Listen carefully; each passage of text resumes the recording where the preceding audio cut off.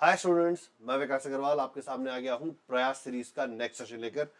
तो जो बच्चे मुझे अभी जानते नहीं है या प्रयास सीरीज को जिन्होंने अभी फॉलो करना स्टार्ट किया है, उनके लिए मैं छोटा सा इंट्रोडक्शन दे देता हूँ। मेरा नाम विकास अग्रवाल है। मैंने बीटेक किया है एरोस्पेस इंजीनियरिंग में आईआईटी खड़गपुर से।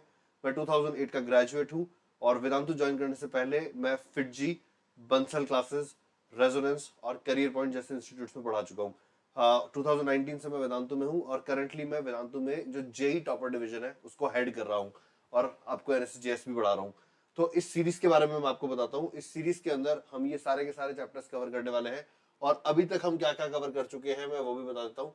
इस सीरीज में हमने ये कवर कर लिया है, लॉज ऑफ मोशन, वर्क वार एनर्जी कवर कर लिया है और सर्कुलर मोशन अभी चल रहा है जो कि हम बहुत जल्द खत्म कर देंगे। ठीक है बच्चों, तो ये हम आज सर्कुलर मोशन कंटिन्यू करेंगे।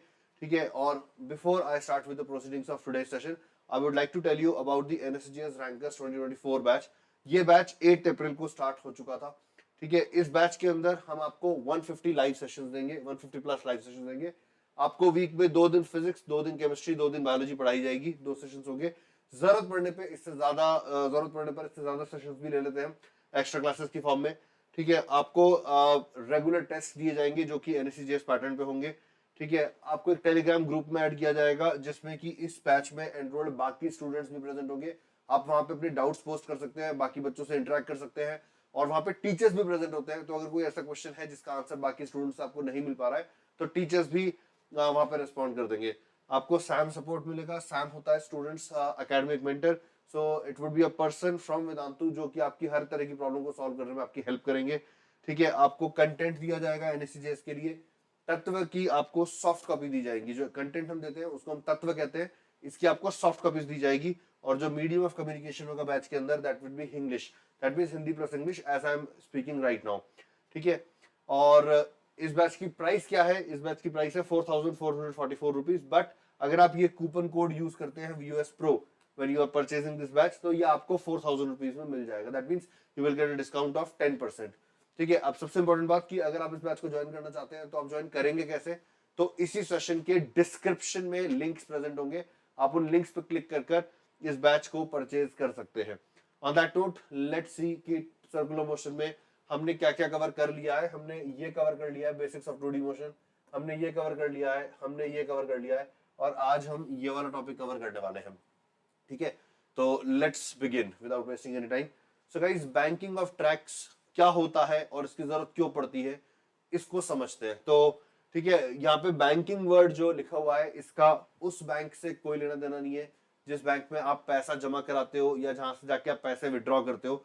ठीक है, यहाँ पे बैंकिंग वर्ड का एक डिफरेंट मीनिंग है। ठीक है, क्या है थोड़ी देर में बताता हूं। पहले इसकी रिक्वायरमेंट क्यों अराइज होती है वो समझने के लिए हम एक सिचुएशन देखते हैं। सिचुएशन कुछ ऐसी है कि जैसे मान लो ये एक स्ट्रेट रोड है जिसको हम टॉप से देख रहे हैं। टॉप से देखने का मतलब सपोज करो कि तुम एक हेलीकॉप्टर के अंदर बैठे हुए हो और वो हेलीकॉप्टर हवा में स्टिल है, स्टेशनरी है और तुम अब नीचे जमीन पर एक रोड दिखाई दे रही है तुम्हें। ठीक है, तो ये वो वाला व्यू है। हेलीकॉप्टर से बैठकर देखने पर जो व्यू है ये वो है। और ये स्ट्रेट रोड आगे जाके एक 90 डिग्री का टर्न ले रही है, समवॉट लाइक दिस। ठीक है, तो ये जो 90 डिग्री का टर्न है इसको हम एक क्वार्टर सर्कल की फॉर्म में इमेजिन कर लेते हैं। ये समझ में आ रहा है? ठीक है, तो ये जो 90 डिग्री का टर्न है इसको एक क्वार्टर सर्कल की फॉर्म में इमेजिन कर लेते हैं और उसके बाद फिर ये रोड वापस स्ट्रेट हो गई है। ठीक है, तो हम हेलीकॉप्टर से देख रहे हैं। हेलीकॉप्टर से हमें एक रोड दिखाई दे रही है जो आगे जाके 90 डिग्री का टर्न ले रही है और ये टर्न सर्कुलर फॉर्म में है, क्वार्टर सर्कल में बना दिया है। ठीक है, अब यहां पे मान लेते हैं एक कार है जो कि चली आ रही है V0 स्पीड से और ड्राइवर का इरादा है कि वो इसी स्पीड को मेंटेन करते हुए इस रोड पर चलेगा। यानी कि कार जब इस मोड़ पे चल रही होगी, ठीक है, कार जब इस मोड़ पे चल रही होगी तो इस पूरी ड्यूरेशन में इसकी जो स्पीड है ये V0 ही रहेगी, सेम V0 स्पीड रहेगी। ये ड्राइवर का इंटेंशन है। ठीक है, तो बच्चों एक कार आ रही है, स्ट्रेट रोड पे चल रही है, आगे 90 डिग्री का टर्न है, कार अपनी स्पीड कांस्टेंट रखेगी और उस टर्न को नेगोशिएट करेगी। ठीक है, अब इस बारे में सोचते हैं। जब ये कार इस टर्न पे है, ठीक है, अगर मैं तुमसे ये पूछूं कि क्या कार की स्पीड बढ़ रही है, तो ये तो नहीं बढ़ रही है, तो हमने ये कह दिया, हमने कह दिया है कि भी कार की स्पीड नहीं बढ़ रही है। ठीक है, तो क्या जब ये कार इस टर्न पे मूव कर रही है, इस टर्न को नेगोशिएट कर रही है यानी कि इस टर्न को कवर कर रही है, तो क्या हम ये कह सकते हैं कि कार का मोशन एक्सेलरेटेड है? यस और नो।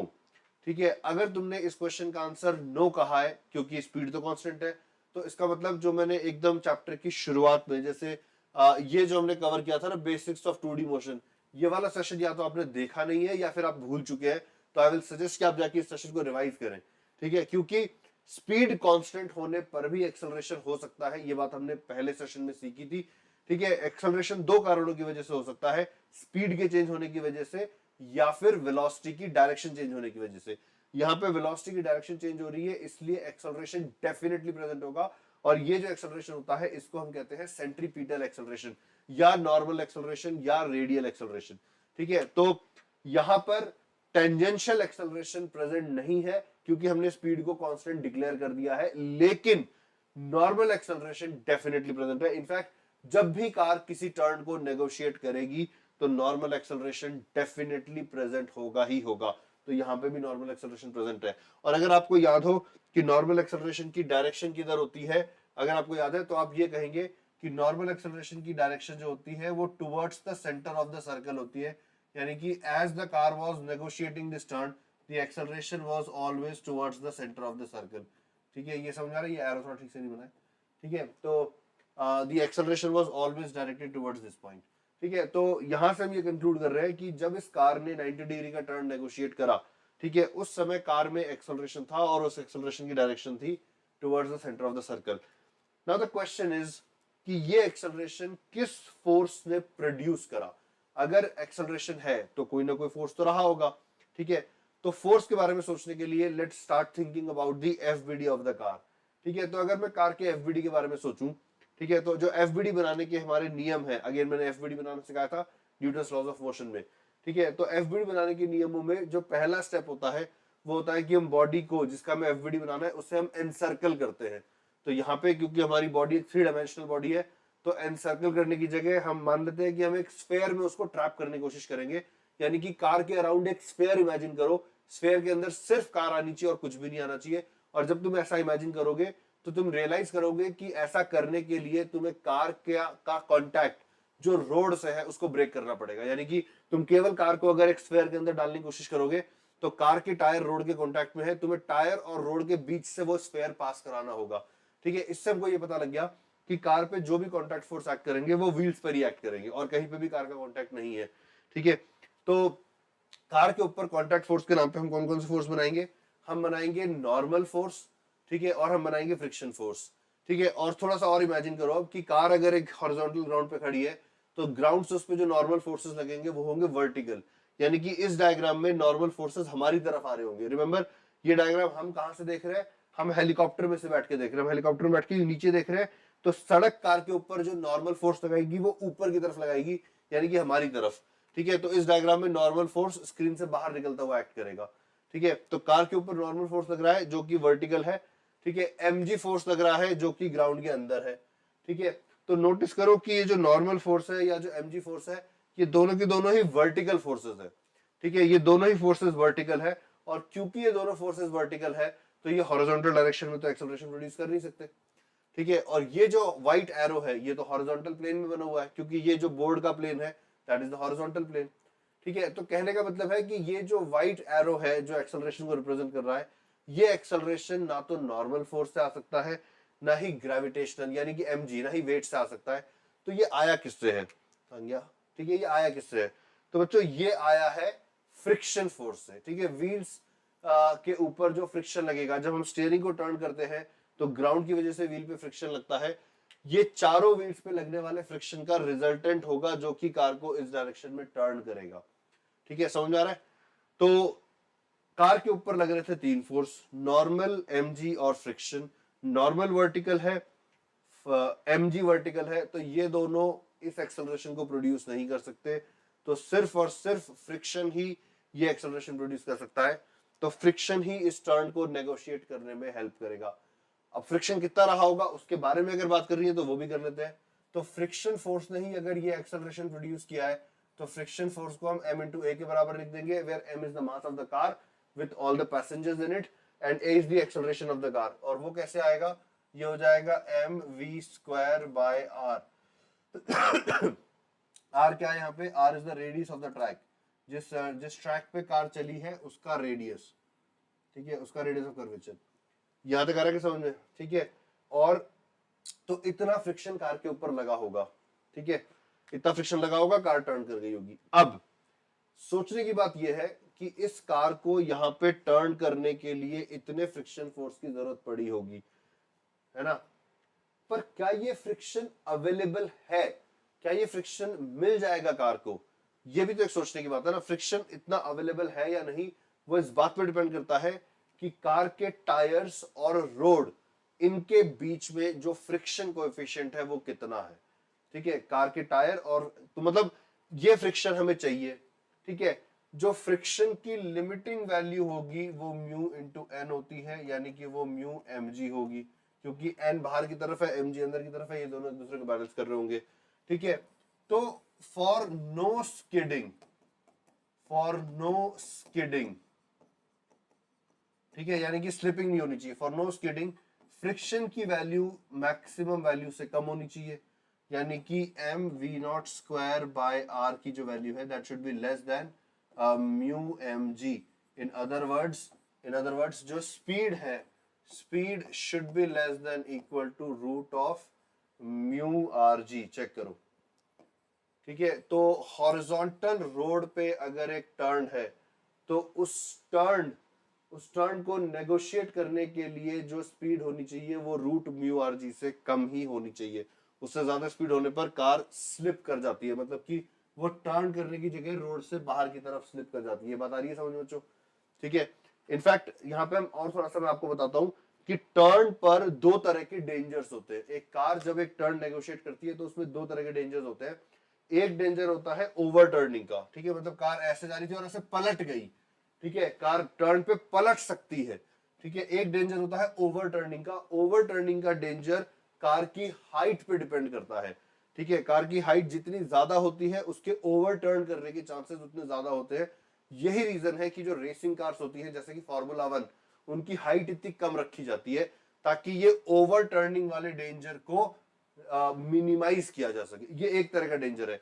अभी हमने उस डेंजर को इग्नोर किया है, हमने यही माना है कि हमारी जो कार है इसकी हाइट नेग्लिजिबल है, तो ओवरटर्न करने का तो खतरा है ही नहीं, ठीक है। दूसरे तरह का डेंजर होता है कार का स्किड करना, यानी कि कार ऐसे आई और स्लिप करके रोड से बाहर निकल गई, ठीक है। ओवरटर्न करना इज डिफरेंट। ओवरटर्न करने में कार पलट जाती है, स्किड करने में पलटती नहीं है, बस रोड से स्लिप होकर बाहर निकल जाती है, ठीक है। तो अभी हम जो स्किडिंग वाला डेंजर है उस डेंजर को डिस्कस कर रहे हैं, ठीक है। तो वो डेंजर तब अराइज होगा जब कार की स्पीड एक सर्टेन वैल्यू से ज्यादा हो। वो सर्टेन वैल्यू क्या है, वो है रूट म्यू आर जी। अगर इस वैल्यू से ज्यादा हो गई कार की स्पीड तो कार स्किड कर जाएगी, ठीक है। अब देखो एक और बात समझते हैं।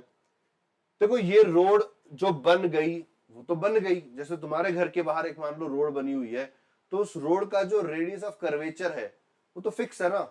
जब इंजीनियर ने वो रोड बनवाई थी, ठीक है, तो उसका रेडियस ऑफ कर्वेचर उसी समय डिसाइड हो चुका था। मतलब ऐसा थोड़ी ना है कि तुम्हारी कार लेके उस रोड पे चलते हो तो उस रोड का रेडियस ऑफ कर्वेचर अलग होता है, और तुम्हारा नेबर जब उसी रोड को यूज करता है तो रेडियस ऑफ कर्वेचर अलग होता है, ठीक है। Radius of curvature gets fixed for a specific road और for a specific turn the moment it is constructed, ठीक है। तो आर फिक्स्ड है, जी भी फिक्स्ड है, ठीक है। म्यू क्या है, म्यू है रोड और कार के टायर्स के बीच में फ्रिक्शन कोएफिशिएंट, ठीक है। तो ये किन किन चीजों पर डिपेंड करेगा, ऑफ कोर्स ये रोड के ऊपर डिपेंड करता है। ये रोड हम जैसे जिस मटेरियल से रोड बनाते हैं, एसफॉल्ट जो हम यूज करते हैं व्हाटएवर, ठीक है, तो उसके ऊपर डिपेंड करता है। अपार्ट फ्रॉम दैट ये टायर की कंडीशंस पे डिपेंड करता है। जैसे जो पुराने टायर हो चुके होते हैं, ठीक है, हम कहते हैं कि उसमें फ्रिक्शन रिड्यूस हो चुका है क्योंकि वो काफी घिस चुके होते हैं, ठीक है। तो टायरों के ऊपर जो तुमने देखा होगा कि टायरों पे जो निशान बनाए जाते हैं, जो मार्किंग्स बनाई जाती है, वो टायर का फ्रिक्शन कोएफिशिएंट बढ़ाने के लिए बनाई जाती है, ठीक है। तो ये जो म्यू है ये कार टू कार वेरी कर सकता है, ठीक है। तो बेटर क्वालिटी के टायर यूज करने का जो बेनिफिट होता है वो ये होता है कि उनका म्यू लार्ज होता है, which allows you to negotiate turn at even larger speed. या यानी कि यूं कह लो कि उनके लिए जो लिमिट होती है, जिस लिमिट पे हम टर्न को नेगोशिएट कर सकते हैं विदाउट स्किडिंग, वो लिमिट ज्यादा होती है, ठीक है। तो ये तो चलो एक पॉइंट हो गया। अब एक दूसरे पॉइंट की बात करते हैं।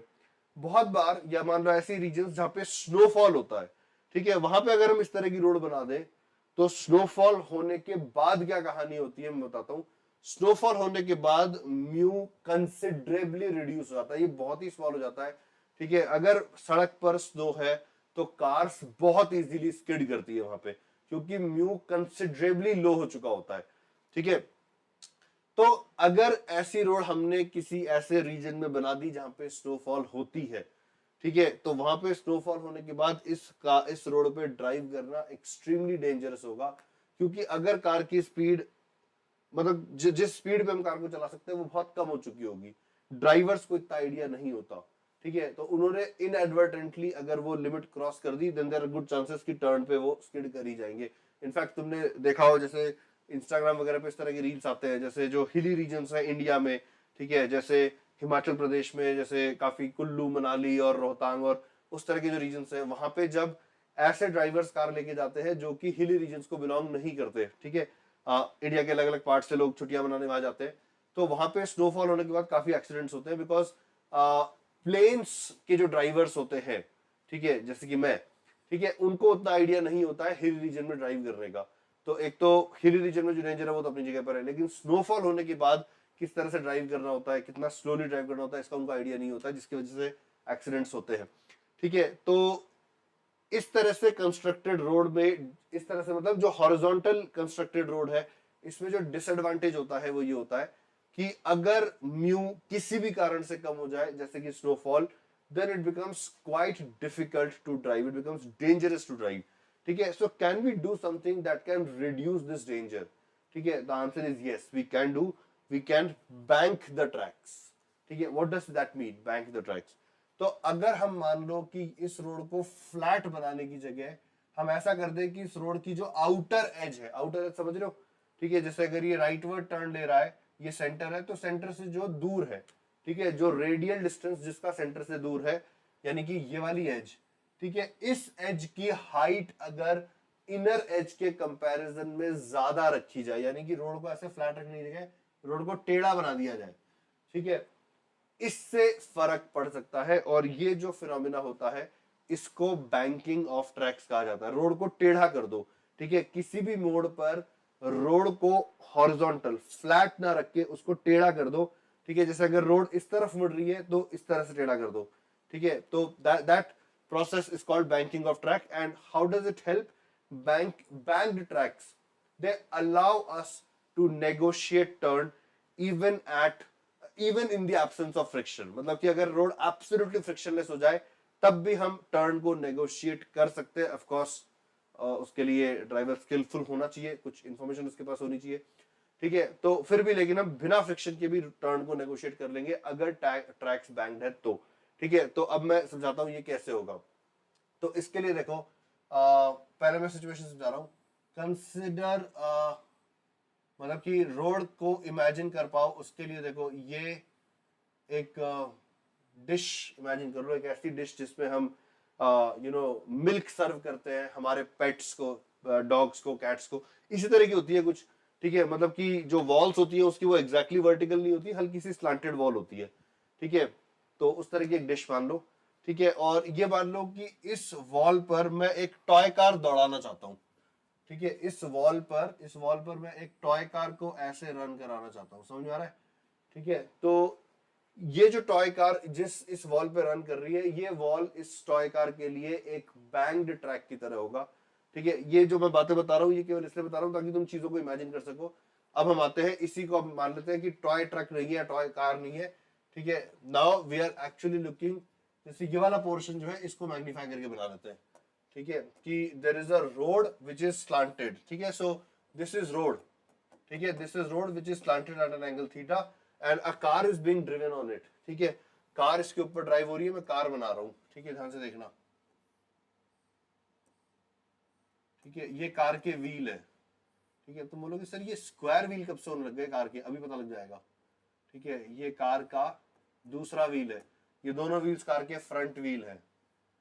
ठीक है, ये कार की हेडलाइट्स है। ठीक है, ये कार मेकर का सिंबल है। ठीक है, देखो पहचान रहे हो क्या कौन सी कार है?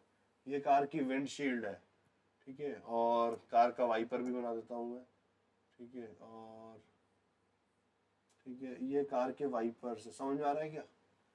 ठीक है, मतलब कि this car is coming out of the screen. ठीक है, मतलब इमेजिन करो कि इस ट्रैक पर अगर एक कार ऐसे चल रही है, तो जब वो इस जगह पर है तब हम सामने से उसको देख रहे हैं, वो फिगर मैंने बनाया है। ठीक है, यानी कि ये जो ट्रैक है, इस ट्रैक का centre of curvature is somewhere here. ठीक है, समझ आ रही बात? And this is the radius of curvature and the car is moving at a speed v। तो ये सिचुएशन है अभी। ठीक है, सिचुएशन क्लियर है बच्चों कि एक टेढ़ी सड़क है, इसका सेंटर ऑफ कर्वेचर इधर है। ठीक है, और कार इस टर्न इस स्लैंटेड रोड के ऊपर मूव कर रही है। मान लेते हैं कार की स्पीड v नॉट है। ठीक है, तो अब we have to understand how banking helps. ठीक है, तो मैंने ये क्लेम किया था कि बैंक ट्रैक्स में फ्रिक्शन के बिना भी टर्न को नेगोशिएट किया जा सकता है। ठीक है, कैसे देखते हैं। तो मान लेते हैं फ्रिक्शन नहीं है, क्योंकि हम कह रहे हैं कि भाई फ्रिक्शन के बिना भी टर्न को नेगोशिएट कर सकते हैं। तो मान लेते हैं कि फ्रिक्शन नहीं है, तो मैं फ्रिक्शन फोर्स बनाऊंगा ही नहीं। तो अगर फ्रिक्शन फोर्स नहीं बनाऊंगा तो कौन कौन से फोर्स है जो कार पे एक्ट करेंगे? एक इसके व्हील्स पे नॉर्मल फोर्स एक्ट करेंगे, 4 नॉर्मल होंगे, चारों व्हील्स के ऊपर नॉर्मल फोर्स एक्ट करेंगे। सबको मिला के मैं एक सिंगल एरो बना देता हूं, दैट इज एन। ठीक है, मतलब कि 4 व्हील्स है, चारों पे नॉर्मल फोर्स एक्ट कर रहे हैं, उन सबका टोटल वैल्यू एन मैंने यहाँ पे ड्रॉ कर दिया है। ठीक है, इसके अलावा there would be an mg force also, ये देखो आ रहा है क्या समझ में? ठीक है, and there is no other force. ठीक है, कार मान लेते हैं v नॉट स्पीड से चल रही है। यहाँ तक आ रहा है क्या समझ में? ठीक है, अब हम दो तरीके से क्वेश्चन को सॉल्व कर सकते हैं। एक, अगर मैं ग्राउंड पे खड़ा हूं तो मैं कहूंगा कि कार के अंदर एक्सेलरेशन है जो कि सेंटर ऑफ कर्वेचर की तरफ है, and which is equal to v square by r। तो अगर मैं ग्राउंड पे खड़ा हूं तो मैं इधर की तरफ एक्सेलरेशन बताऊंगा v not square by r। ठीक है, और फिर मैं क्या कहूंगा? मैं कहूंगा कि भाई मुझे न्यूटन्स लॉ यूज करना है। एक्सेलरेशन अगर इधर है, यही दो फोर्सेस हैं, तो इन फोर्सेस को रिजॉल्व कर लो। ठीक है, तो रिजॉल्व कौन सी डायरेक्शंस में करेंगे? रिजॉल्व करेंगे हॉरिजॉन्टल और वर्टिकल डायरेक्शन में। mg ऑलरेडी वर्टिकल है। ठीक है, तो इसको ब्रेक करने की जरूरत नहीं है, इसको mg लिखा रहने देंगे, ये हमने बना लिया है। n को हम रिजॉल्व करेंगे, अगर ये एंगल थीटा है तो ये एंगल थीटा बनेगा।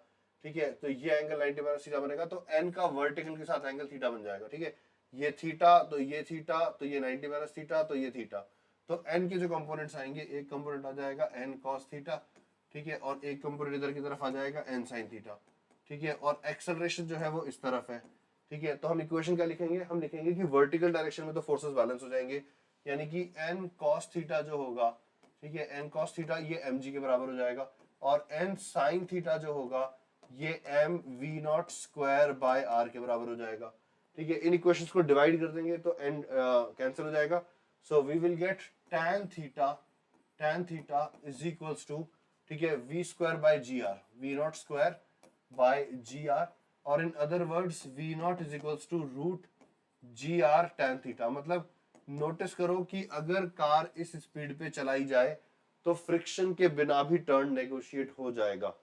समझा रहा है? तो रोड को टेढ़ा करके हमने एटलीस्ट ये पॉसिबिलिटी अराइज करा दी है कि even if friction is completely absent, then also the car can negotiate the turn, but this can happen only at a very specific value which is given by root gr tan theta। exactly इस speed पे car को चलाना होगा, तो सड़क पे कितनी भी बर्फ गिर चुकी हो, कितना भी फ्रिक्शन गायब हो चुका हो, अगर इस स्पीड पे कार को चलाओगे तो कार स्लिप नहीं करेगी। ठीक है, तो this is the safest speed you can say to negotiate a turn.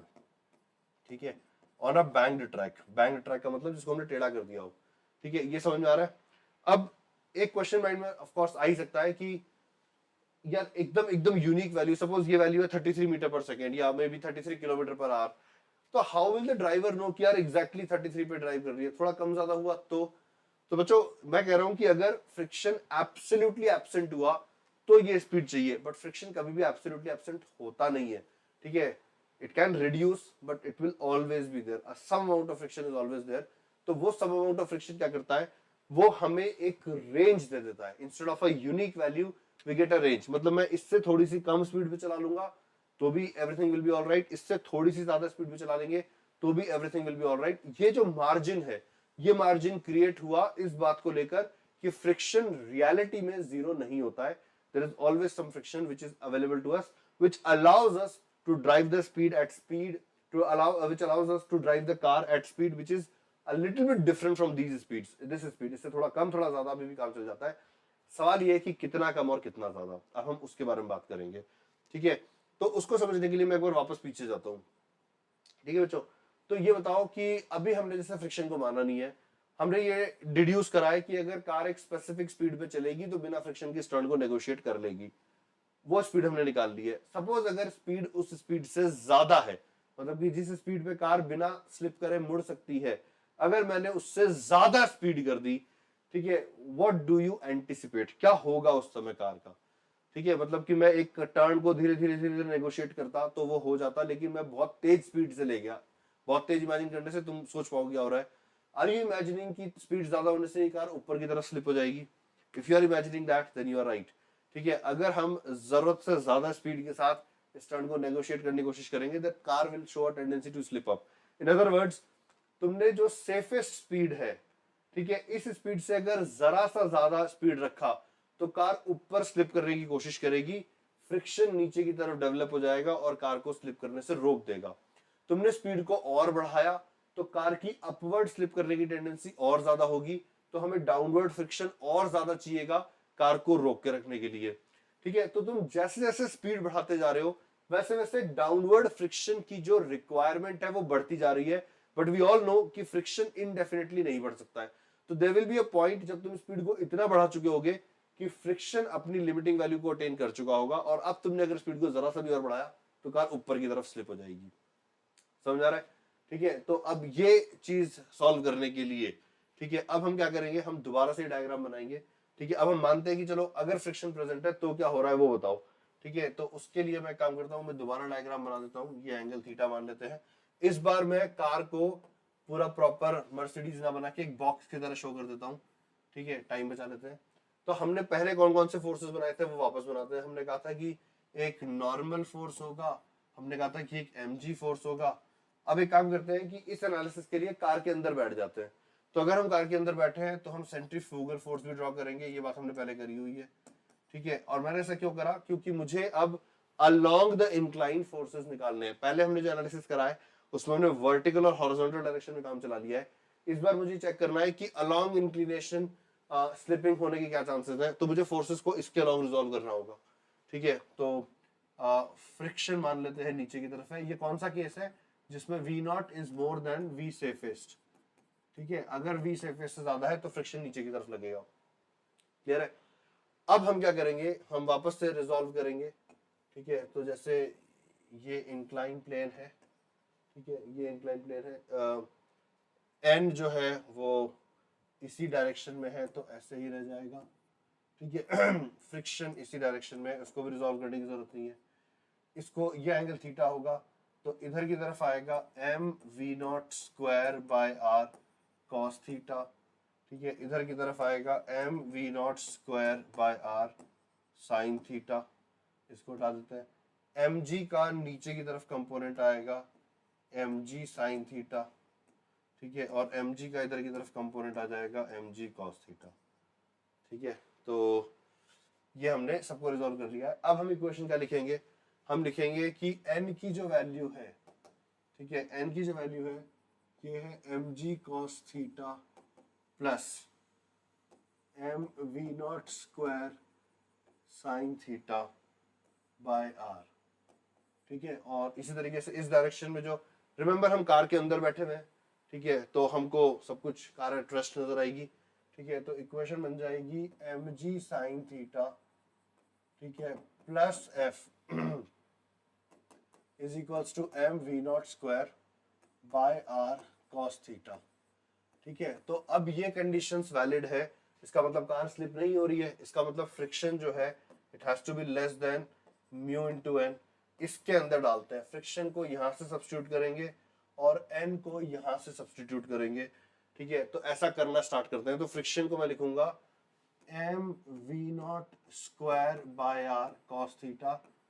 ठीक है, m v nought square by r cos theta minus m g sine theta should be less than mu into n। n की वैल्यू यहां से pick करते हैं, तो ये है mg cos थीटा, ठीक है, plus m v nought square sine theta by r. ठीक है, तो यहां से अब हम रीअरेंज करना स्टार्ट करते हैं। हमारा एजेंडा है वी नॉट निकालना, ठीक है। तो मैं वी नॉट की टर्म्स को कलेक्ट करता हूं, तो v nought square by r, ठीक है, कॉस थीटा, एम पूरी इक्वेशन से कैंसिल हो जाएगा, हर एक टर्म में एम है उसको हटा देते हैं, तो cos theta minus mu sine theta has to be less than equal to mu g cos theta, mu g cos theta plus g sine theta, ठीक है। In other words v nought has to be less than equal to root of g r mu cos theta plus sine theta divided by cos theta minus mu sine theta, ठीक है। और इसमें भी ऊपर numerator और denominator दोनों को cos theta से डिवाइड कर दो, ठीक है। तो उससे क्या बन जाता है, that v nought should be less than equal to root of g r and then mu plus tan theta upon 1 minus mu tan theta. तो ये जो वैल्यू है, this is the maximum speed at which we can negotiate the turn. देखो अगर इसमें मैं mu को 0 डाल देता हूं, तो म्यू को 0 डालने पर ये जी आर tan थीटा बन जाता है, root ji are tan theta, that was the safest speed that we derive, ठीक है। मैं दोबारा लिख देता हूं उसको, ठीक है। तो v max, the maximum speed at which the car can be driven without skidding is, it is root of g r and then tan theta plus mu upon 1 minus mu tan theta, ठीक है। This is the maximum speed at which the car can be driven, ठीक है। तो friction की presence हमें जो safest speed थी उससे ज्यादा स्पीड पे भी ड्राइव करने की परमिशन दे देती है, लेकिन स्पीड इससे ज्यादा क्रॉस नहीं होनी चाहिए, इससे ज्यादा क्रॉस हो गई तो कार ऊपर की तरफ स्लिप कर जाएगी। सिमिलरली क्या अगर हम कार को स्लो ड्राइव करें, ठीक है, तो क्या होगा, तो कार को स्लो ड्राइव करने पे कार नीचे की तरफ स्लिप करने की टेंडेंसी शो करेगी, उस केस में फ्रिक्शन ऊपर की तरफ एक्ट करना चाहिए, ठीक है। उस केस में फ्रिक्शन ऊपर की तरफ एक्ट करना चाहिए। तुम कार को जितना स्लो करते जाओगे ऊपर की तरफ फ्रिक्शन की रिक्वायरमेंट उतनी बढ़ती जाएगी। तुमने इतना स्लो कर दिया कि फ्रिक्शन लिमिटिंग वैल्यू को रीच कर गया, तो उससे ज्यादा और स्लो करने पे फिर कार नीचे की तरफ स्लिप हो जाएगी, ठीक है। तो उस केस में हम क्या करेंगे, सेम एफबीडी बनेगा, बस एफ की वैल्यू ऊपर की तरफ आ जाएगी, ठीक है। विच बेसिकली मीन्स कि यहां पर माइनस एफ आ जाएगा, ठीक है, और कोई भी चेंज नहीं होगा। तो हम एक काम करते हैं, अगर मैं एफ को मतलब बेसिकली इसको ऊपर की तरफ लेकर वापस सॉल्व करने का नतीजा ये निकलेगा जैसे कि म्यू की जगह पे माइनस म्यू लिख दो तुम, ठीक है। मतलब वी मिनिमम निकालने के लिए बस हमें फ्रिक्शन की डायरेक्शन रिवर्स करनी है, तो फ्रिक्शन की डायरेक्शन रिवर्स करने का इफेक्टिव मीनिंग ये हुआ कि म्यू की जगह माइनस म्यू आ जाएगा। सो जो मिनिमम स्पीड होती है वो ये होती है,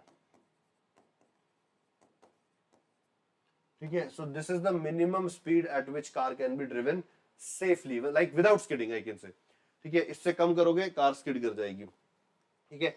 अब यहाँ पे तुम एक बात सोच सकते हो कि सर ये प्रॉब्लमेटिक नहीं है, मान लो मैं इस टर्न पे जा रहा था, मैं तो अपना अच्छे से जो सेफेस्ट स्पीड है मैं तो उस पे जा रहा था, मेरे को फ्रिक्शन की जरूरत ही नहीं थी, मेरे सामने अचानक से एक बच्चा आ गया, ठीक है, मैंने ब्रेक लगा दिए, मेरी कार रुक गई, मेरी कार रुक गई यानी कि इस स्पीड से कम स्पीड हो गई उसकी, तो मैं नीचे फिसल जाएगी मेरी कार उस मोड़ पर, मतलब मैं नीचे फिसल के खाई में गिर जाऊंगा मैं, ठीक है। द आंसर इज नो, ऐसा नहीं होता है, क्योंकि इंजीनियर्स थोड़े से इंटेलिजेंट होते हैं, बेवकूफ नहीं होते वो। देखो ये नोटिस करो कि tan थीटा माइनस म्यू, ठीक है, तो ये लोग क्या करते हैं, tan थीटा की वैल्यू को लेस देन म्यू रखते हैं, ठीक है, यानी कि ये रोड को उतना ही टेढ़ा करते हैं कि tan थीटा म्यू से कम रहे, ठीक है। यू रिमेंबर कि एंगल ऑफ रिपोज कितना होता है, ठीक है, एंगल ऑफ रिपोज होता है like tan of theta r is mu, ठीक है। तो रोड को कभी भी जो एंगल ऑफ रिपोज होता है उतना टेढ़ा नहीं किया जाता, उससे कम टेढ़ा करते हैं, so that even if the car comes to a halt, ठीक है। एंगल ऑफ रिपोज में क्या था, एंगल ऑफ रिपोज में था कि एक रेस्ट पे रखी हुई बॉडी भी स्लिप नहीं करेगी अगर उससे कम एंगल है तो, ठीक है। तो even if the car comes to a halt the car will not slip, because हमने इंक्लिनेशन को एंगल ऑफ रिपोज से ज्यादा नहीं किया होता है, हम tan थीटा को म्यू से कम रखते हैं, यानी कि यहाँ पे रूट में नेगेटिव नंबर रहता है, विच मीन्स की वी मिनिमम एग्जिस्ट ही नहीं करती, मतलब कि जीरो से भी कम होती है, विच बेसिकली मींस कि एग्जिस्ट नहीं करती। मतलब कि इंजीनियर्स इस बात का ध्यान रखते हैं कि वो बैंकिंग करते वक्त एंगल ऑफ रिपोज से ज्यादा टेढ़ा ना कर दें, क्योंकि ऐसे में मान लो कोई कार ब्रेक डाउन हो गई, चलते चलते खराब हो गई और उस कार को रोकना पड़ गया, तो इसका मतलब तो वो कार भी नीचे की तरफ फिसल जाएगी, तो वो हम अफोर्ड नहीं कर सकते। तो मिनिमम स्पीड जीरो रखी जाती है। हाउ इट इज एंश्योर्ड कि वो जीरो रहे? बाय इंश्योरिंग की जो इंक्लिनेशन है वो एंगल ऑफ रिपोज से कम हो। ठीक है, मैक्सिमम स्पीड की लेकिन लिमिट होती है, वो लिमिट यहां से गवर्न होती है। क्लियर है बच्चों? ठीक है, so this is how band track can help us in negotiating turns when friction is very low और वी सस्पेक्ट कि फ्रिक्शन शायद हो ही ना। ठीक है, और ये जो सेफेस्ट स्पीड होती है इसका एक्सप्रेशन याद रखना। ठीक है बच्चों, तो चलो आज की क्लास में हम इतना ही कवर करेंगे। नेक्स्ट क्लास में I start with motion on vertical circle. ठीक है, which will be our next topic, motion in vertical circle. इसको हम नेक्स्ट क्लास में कवर करने वाले हैं। ठीक है, बहुत इंटरेस्टिंग टॉपिक है बच्चों, you will like it. For today I will say goodbye and I will see you in next class guys। ठीक है बच्चों, so take care everyone, bye bye।